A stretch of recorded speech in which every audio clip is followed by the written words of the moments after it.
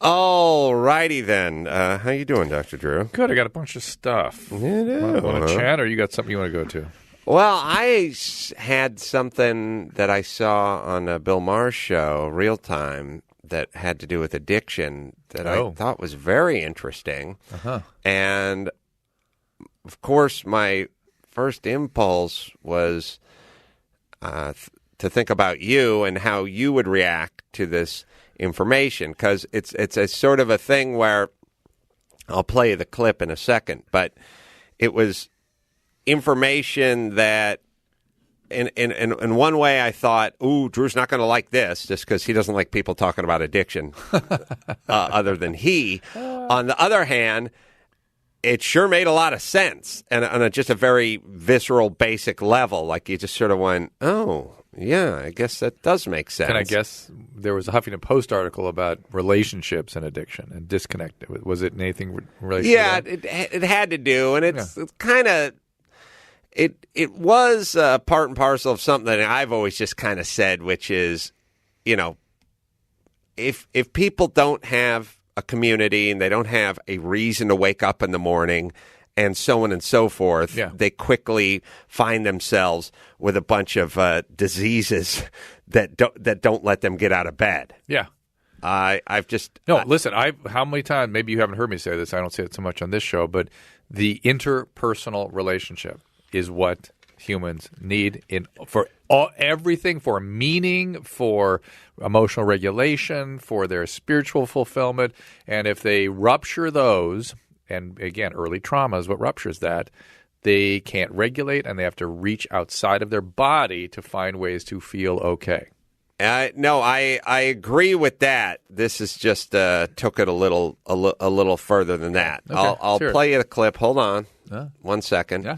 All right. So I think what we should do is we should play this clip. This is Johann. I think it's Hari is his last name. Seems to be South African or British or something like that. But either way, he wrote a book about drugs and recovery. I wouldn't mind having this guy on so we can make a note. But it's very interesting, and let's give it a listen. It's a 3-minute clip.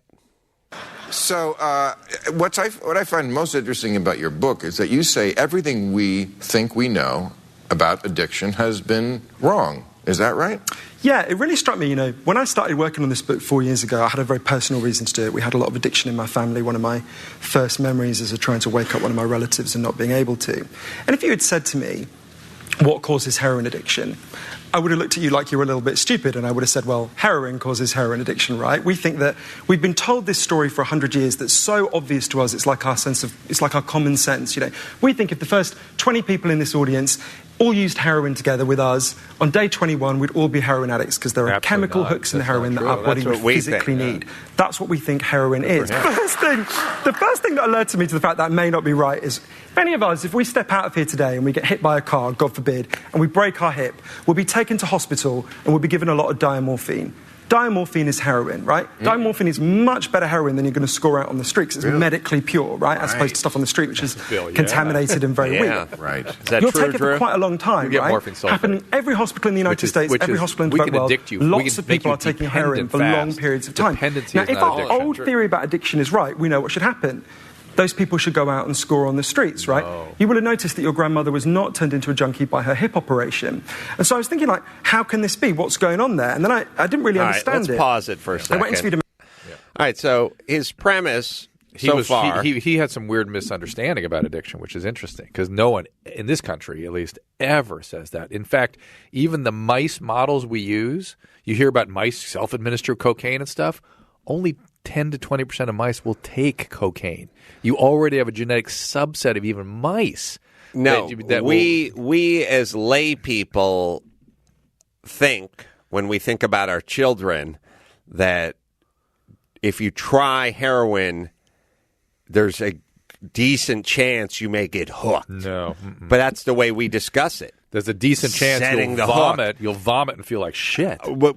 But the drug dealer gives them the first hit free. He gives them that one for free. Gets them hooked. Well, but I mean, didn't you see the movie The Town? Yeah, I understand what you're saying. Yeah, I so far from... Do you understand what the florist does? What I deal with. But you have to have the gene. to get addiction. Number one, you have to have the genetic potential, and then you have to have something really motivating you. But he's not talking about addiction medicine specialists. He's talking about average person. Yeah. Right. Yeah. Okay. I went and interviewed a man called Professor Bruce Alexander in Vancouver, who did an incredible experiment that helps us to really understand this. Basically, the old theory of addiction comes from an experiment that was done earlier in the 20th century. Really simple experiment. Anyone watching this can do it at home if they're feeling a little bit sadistic. And you get a rat, put it in a cage, and it has 2 water bottles. One is just water, and one is water laced with either heroin or cocaine. If you do that, the rat will almost always prefer the drugged water and almost always kill itself. You might remember there was an advert, Partnership for Drug Free America advert in the 80s about this that said, it will happen to you, or something. All right. He said, like that. Hold on. He said it was an old... It was not. It was not. He'd have to show me the study, because all the studies always first pull out the mice that do that, because most mice won't go to the drug at all. Right. They just don't like it. So okay. It's the ones that do that we study. Well, that's why I'm bringing this up to you. Yeah. So, hold on. You will pull out the ones that go right for it because you go, okay, they have the gene. They're the ones that self-administer, so we can study them. Right. Or they breed those. Right. Okay. Bruce came along in the 70s and said, well, hang on a minute. We're putting the rat in an empty cage. It's got nothing to do except take the drugs. Let's do this differently. So Bruce built Rat Park. Rat Park is like heaven for rats. In this cage, it's got like coloured balls, it's got loads of friends, it can have loads of sex. Anything a rat could want, it's got in Rat Park. And it's got both the water bottles. It's got just normal water and drugged water. But here's the fascinating thing. In Rat Park, they don't like the drugged water. Right. They almost never use it. So, what Bruce says about that is it tells us that both the right-wing theory of addiction and the left-wing theory of addiction are wrong. The right-wing theory is it's a moral failing, you party too hard. Right. The left-wing theory is it hijacks your brain and so on. What Bruce says is it's not your morality, it's not your brain, it's your cage. It's an adaptation to your environment. And there's some really interesting human examples of that as well. It was called the Vietnam War. 20% of American troops in Vietnam were using heroin a lot, right? Right. And if you look at the news stories from the time, they're really worried because they thought, my God, we're going to have loads of junkies on the streets of the United States when the war is over. So what happened? They came home and they just stopped. Some did. Some stopped and some didn't. And the ones that didn't were addicts. And the ones that stopped were dependent. And But he's right, though. But this is a new conversation about what motivates the initiation of addiction. Mm-hmm. And that's absolutely true. If you have other ways to regulate your brain than doing drugs, you'll do that. But rats like rat parks, humans like relationships.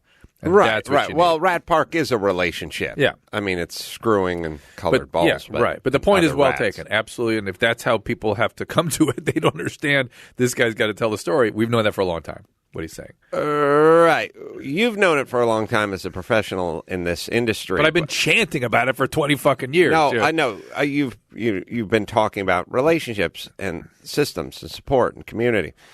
But as a society, we've not really, as I've always said, look,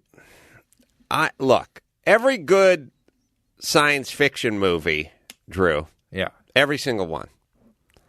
Whenever there's an alien or an alien life force that comes to this planet, it starts off with killing the aliens that are all dropping out of the sky, but at a certain point, they go, we need the nest, or we need the mother. Yeah. We need the whatever. Yeah. And our society, the source is creating all the aliens. That's the big break. That happens toward the end of Act 2, and then the end of the movie is them blowing up the source, the mothership. So the source of all of this bullshit, the source of the criminal behavior, the school-to-prison pipeline, the drug addiction, what do you figure the source is?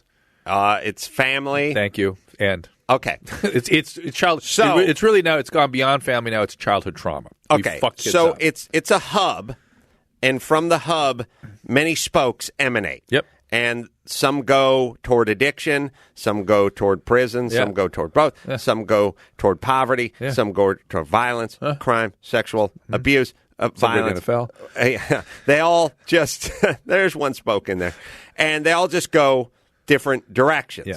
Now, what my good friend Gavin Newsom and the Huffington Post want to do is go outside of the rim, find each spoke, and try to address the nipple at the end of the spoke. What I'd like to do is focus on the hub. Yeah. I don't know why that isn't discussed more often. Yeah, everyone keeps tweeting me the teachers union get their periodical, whatever it is, and it's a picture of a school bus dropping off kids in front of a prison. Yeah. The school to prison pipeline must be addressed. Nice. I wonder how they're going to address it.